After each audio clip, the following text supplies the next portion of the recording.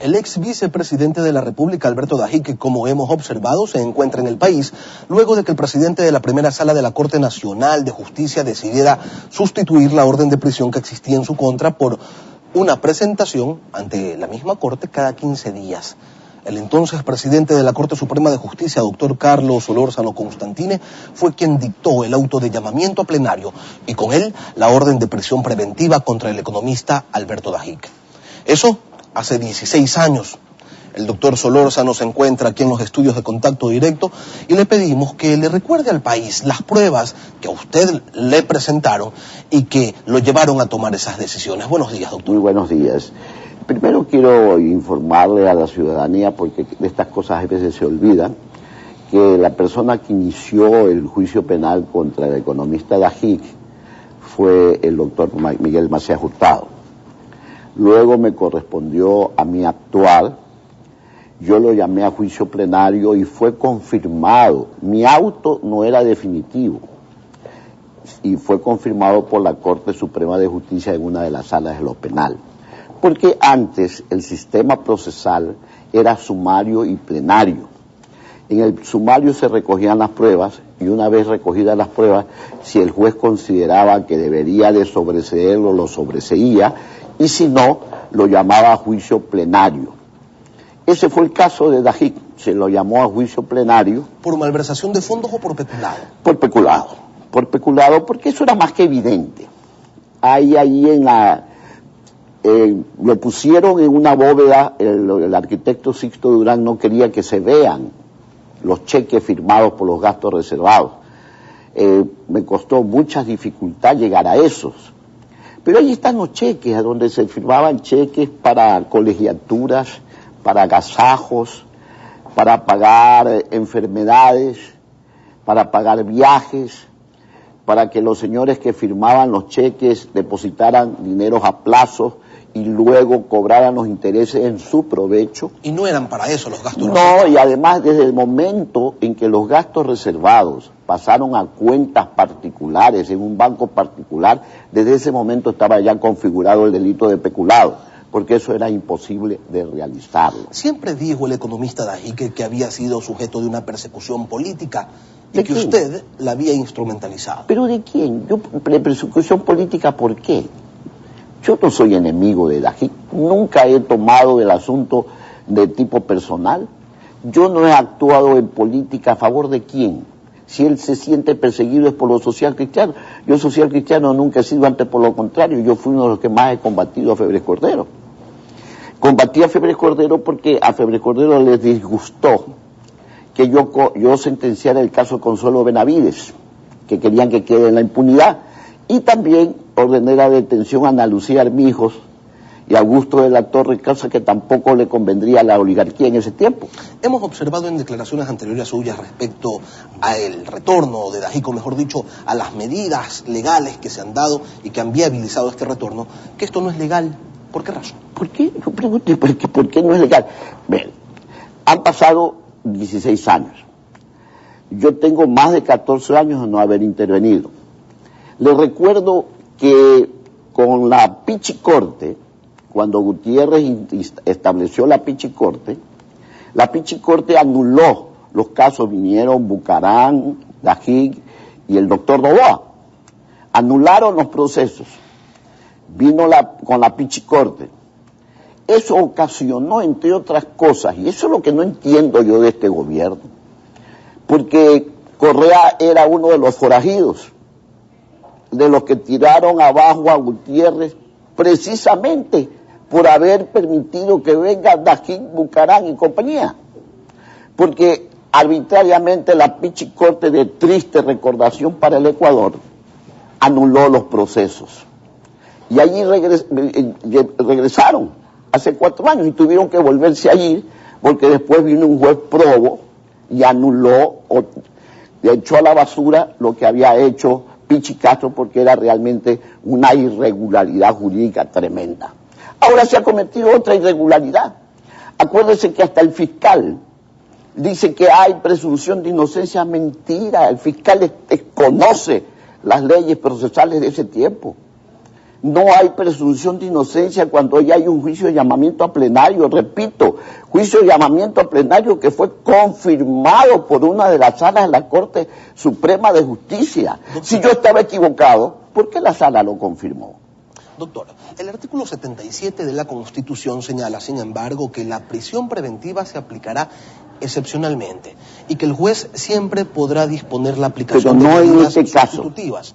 No en este caso, porque cuando había sumario y plenario, ya hay suficientes pruebas y méritos para que no se dicte una detención, para que no se cambie la posibilidad de un arresto domiciliario que se presente en casa cada 15 días. Eso no es posible. La actual Constitución dice siempre. No, pero no es posible, porque el sistema jurídico era diferente, siempre de aquí en adelante. Pero el sistema jurídico no era ese. Y el fiscal hierra porque dice que se presume la inocencia. Cuanto antes, por lo contrario, cuando hay juicio y llamamiento a plenario se presume la culpabilidad. Oiga, es que aquí se hacen desastres. El gobierno nacional, que se llena la boca o que participó en los forajidos para hacer caer a Gutiérrez por el asunto de la Pichicorte, y que ha pedido la amnistía para Dajic, y la Asamblea Nacional con mucha vergüenza no se la concedió. Luego ha pedido la amnistía para el grupo o los bandoleros de los choneros. Chubín fue visitado por Correa, es inocente. Los comicheques son inocentes. Bueno, ¿qué pasa en el Ecuador? En el Ecuador pasa muy claramente que aquí no hay justicia. La justicia le impone el presidente de la República a como le dé la gana. Doctor, a propósito de las resoluciones del fiscal, él evoca la supremacía de los instrumentos internacionales de derechos humanos. Dajic además dice que quiere venir a enfrentar a la justicia. Eso es lo ¿Por qué no hizo como Gallardo? Gallardo Zavala, el ex ministro que lo seguía precisamente con el mismo procedimiento. Él vino y se entregó a la justicia. Y estando preso tramitó el juicio plenario. ¿Por qué hizo lo mismo? ¿Y por qué los jueces no hicieron lo mismo en ese caso? ¿Que hay corona? No, lo que pasa es que hay claramente una intencionalidad política del gran dueño de la justicia, que es Correa. Lo invito a revisar lo que dijo el presidente de la República el jueves cuando conoció la providencia. No quiero referirme a difuntos, pero todos saben de parte de quién vino esa persecución política. Y yo me ratifico, considero que Alberto Dajic es un hombre honesto, que fue víctima de una perversa persecución política. No he seguido su caso, no conozco su caso de esta sala penal, pero en lo personal me alegro que se le levante la prisión preventiva y pueda venir a defenderse. El expresidente Abdala Bucaram también podría venir. Se actúa pegado de derecho, sin favor ni temor. Toda persona igual ante la ley. De Correa no conoce el juicio y se atreve con un atrevimiento inusitado a dar pronunciamiento sobre un proceso que no conoce, ni es abogado de la República. Doctor, ¿qué es un abuso del derecho de punición? Mira, ha señalado el magistrado, permítame doctor, ha señalado eso el magistrado Hernán Ulloa, destacando que los 16 años de vigencia de la prisión preventiva es mayor a la pena establecida para el delito que se le atribuye al economista Dajic. Nada tiene que ver eso con el procedimiento, nada tiene que ver. Pero mire usted, ¿cuándo se dicta el cambio de la prisión preventiva? En vísperas de Navidad, cuando las personas están en otro tema, están en tema de las fiestas, etcétera. Es decir, acoger al descuido a la ciudadanía ecuatoriana. ¿Cuándo se dicta esto? En estos momentos. ¿Por qué anteriormente, en los 14 años que dice que ha sido perseguido político, en los 14 años cuando yo dejé de ser presidente de la Corte Suprema, ratifico que mi auto de llamamiento a juicio fue ratificado por la Corte Suprema de Justicia? Y más aún, la justicia internacional no le aceptó el reclamo judicial que hacía Dajic. Entonces yo pregunto, ¿qué pasó entonces en los 14 años? ¿Siguió la persecución política infame, como dice Correa? ¿O él es que utiliza la función judicial para perseguir solamente a la prensa? Porque la prensa es corrupta, la prensa según Correa es corrupta, es mafiosa, son sicarios de tinta.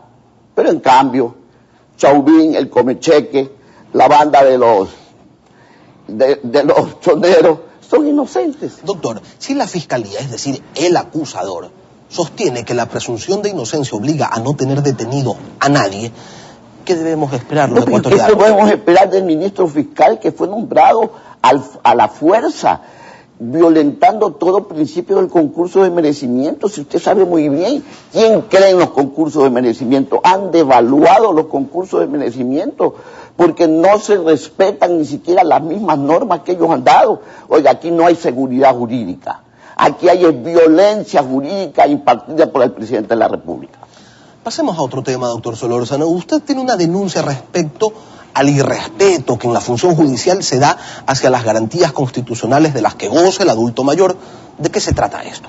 Mire, el asunto es muy claro. La Constitución, que no se respeta, dice que no se puede discriminar a las personas por razones de edad, entre otras.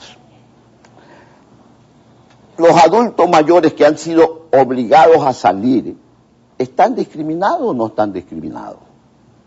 Porque los sacan por razones de edad.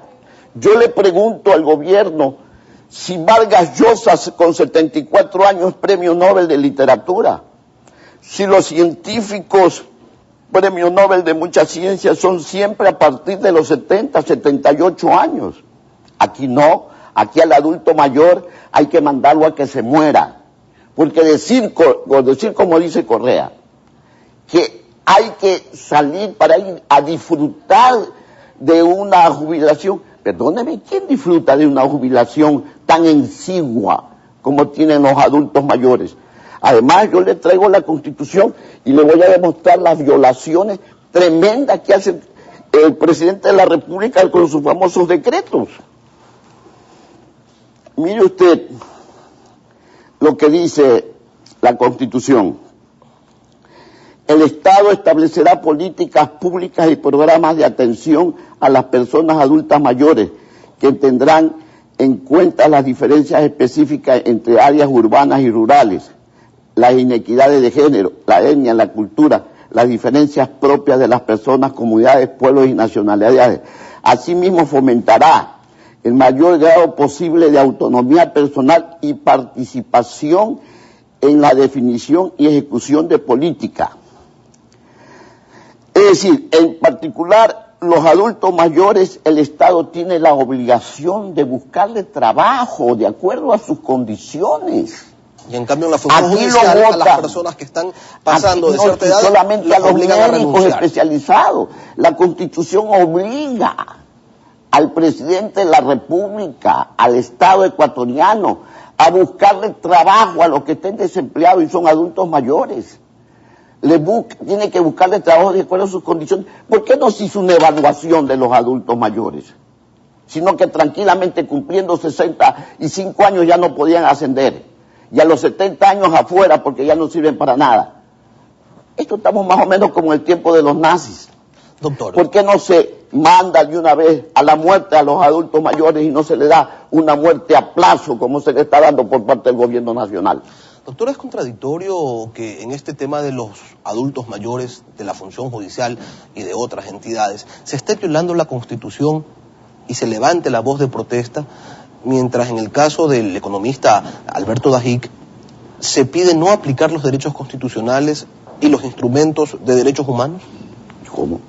¿Quién dice que no se puede aplicar? Usted está señalando que la Constitución actual... No, perdóneme, yo no estoy diciendo tremendo despropósito, perdóneme usted. Yo lo que estoy diciendo es que debió seguirse el procedimiento con el que se inició el juicio contra Dajic. Eso no era ni es atentatorio contra los derechos humanos. Le he presentado el caso del ministro Gallardo, que vino, entró a la cárcel y desde allí tramitó el juicio plenario. Le consulto, doctor, ¿no se debe aplicar la legislación más favorable? Sí, pero ¿en qué casos? En este caso ya no había cómo aplicar la ley más favorable porque hay un procedimiento de culpabilidad, un principio de culpabilidad. Además, las pruebas, ¿por qué no se revisan las pruebas? Las pruebas son tan abundantes, tan contundentes, que tienen que conseguirse un juez de marra para que lo sentencie favorablemente. Queremos agradecer la presencia del doctor Carlos Solórzano Constantine, expresidente de la Corte Suprema de Justicia y la persona quien determinó la prisión preventiva para el economista Alberto Dajic hace ya 16 años.